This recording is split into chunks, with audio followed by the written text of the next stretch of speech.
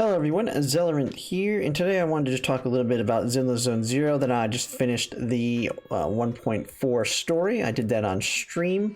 I haven't really covered Zenless Zone Zero at all on YouTube videos. It's all been done through just doing online streams with it, but I am looking to probably start covering it now on some YouTube videos, just kind of fitting a few videos in here in between with my Girls Frontline 2 sort of Convalia content, so just to kind of have a nice mix of games that I can put out content for.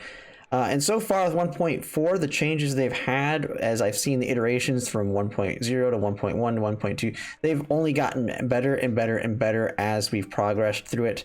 I know in the initial, when it first came out, I saw a lot of promise with the game, but they had a lot of problems, especially the TV system. It took up a lot of the time, and it was kind of just annoying. I wasn't paying attention to it. I skipped a lot of the story because it was all dealing with in those TV systems.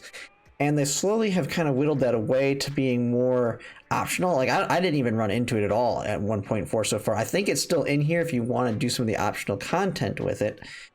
Or you can just do the new systems that they have implemented.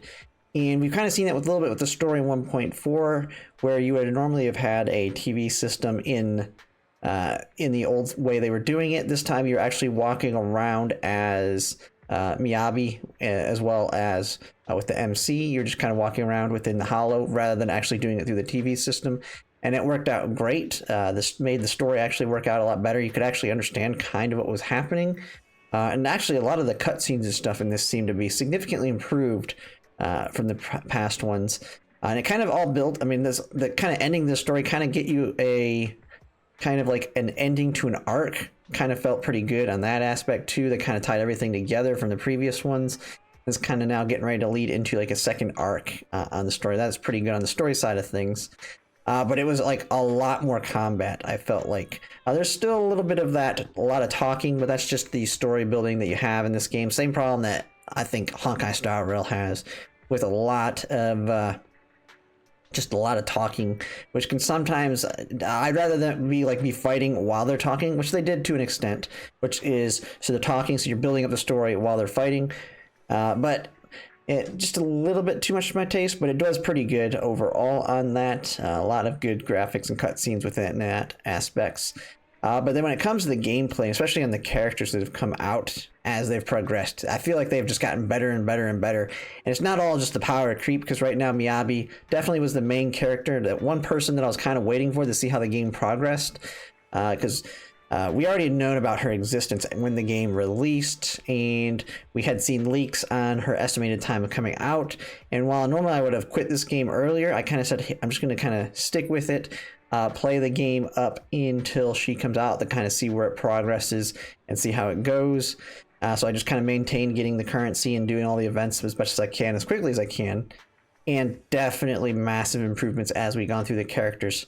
The first big ones that I got, like Zuyan, she was really good. And then went into Jane Doe. And after Jane Doe, I kind of think that's where I kind of found my area that I really like in this game. I think they've done really well, and maybe it's just because it's kind of been the meta at this point, but Anomaly is kind of my go-to thing. I prefer them over the Assault, and I know there hasn't really been many Assault to really see that, and we're going to see that in the next one, because there's another Assault coming out in the next patch for the people like that. But I think it's just gotten better and better with the way they kind of play together. Maybe it's just because, I mean, these games, you only have like the SRs or the A classes mostly, with only a few S in the beginning. And so it doesn't feel as good until you start getting those better characters. And then getting to Miyabi, it blew all expectations out on what I was expecting on the character. Because when it comes to these types of games, the characters I love the most is I like the characters that are not only overpowered in game, but also overpowered in the lore. I mean, same thing with Honkai Star Rail. My favorite character is Acheron. Even though there's characters now that kind of power creep her, still my favorite character, still the only one I use. She still feels overpowered in all the content, even though she's not the strongest anymore. And kind of going to be the same thing with Miyabi. She is overpowered by a significant margin right now, and feels really, really good to play. And then, yeah, eventually there's going to be someone else that is going to power creep her down the line. That's just kind of like how the Hoyoverse games work. But I don't see her gameplay getting any worse in that aspect. She just feels really good to play. Now, she really kind of needs the other anomaly unit to kind of trigger the disorders for her so to get her stacks. Now, I got her M2 to kind of help out with that. But if you've pulled someone like Yanagi, they fit perfectly together.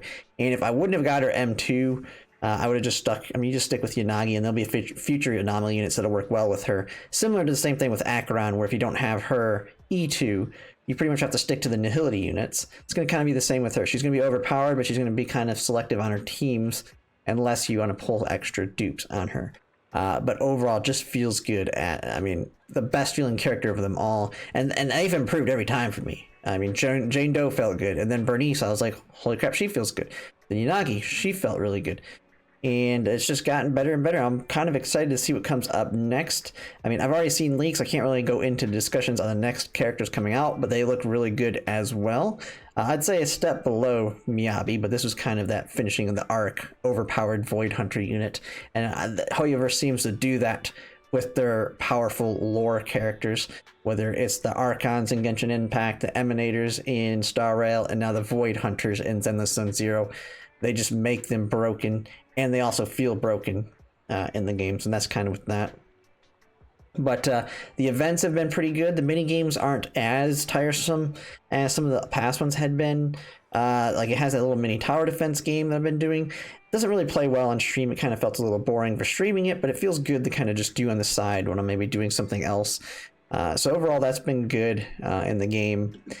And so I just kind of wanted to cover a little bit of my thoughts on it so far. And 1.4 has definitely made me into the game now. I was hesitant on whether I was going to be able to keep playing it because I'm adding a lot of gotchas to my the groups that I'm playing, and then we're going to eventually have future ones coming out like Ananta, Neverest and Evidus, and a couple others like Azure Premilia, but we don't even know when that one's coming out. And so at some point I'm starting to have to cut games out that I'm playing on the gacha side. And Zenless Zone Zero was kind of on that bubble of, well, I might be able to cut it out because of any other games. But I think this kind of just brought me back into the game pretty big. And it's kind of actually feels like my main filler stream game too. Feels really good to play on stream, although I definitely need to get a better headset, or not a better headset, but a better mic, because I think it just picks up all of my clicking and that. So I definitely will be improving on that. But it's a really good game that just kind of have as a filler when I don't have content on Girls Frontline to currently do. So that's kind of my plans with it going forward. Is I'll play a lot of this on stream and make occasional videos on characters here and there as they're coming out. And yeah, that would be pretty much it. Definitely a great game. I definitely want to start making content for it. The Hoyoverse games have all been really good so far. And I played a little bit of Genshin Impact, but I think I just started it too late to really want to get into it. But Honkai Star Rail's great. Zenless Zone Zero's great. Whatever the next game is going to come out, it's probably going to be really good. And I want to definitely start off right off the bat in their next game covering them.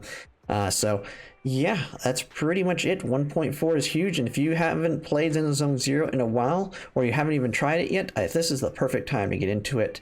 You just can't, especially if you haven't played it yet, you just start re-rolling to get Miyabi. Try and get her M2. If you can get her M2 through re-rolling, I mean, that's the perfect start. She just feels that good, especially at M2. So, but yeah, I'll just kind of leave it there. If you like my content, if you like, comment, subscribe, it really helps, and thanks for watching.